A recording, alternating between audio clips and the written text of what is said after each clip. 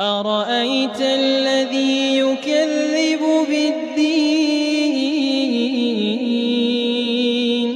فذلك الذي يدع اليتيم ولا يحض على طعام المسكين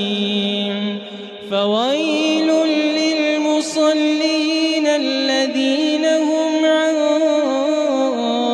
صلاتهم ساهون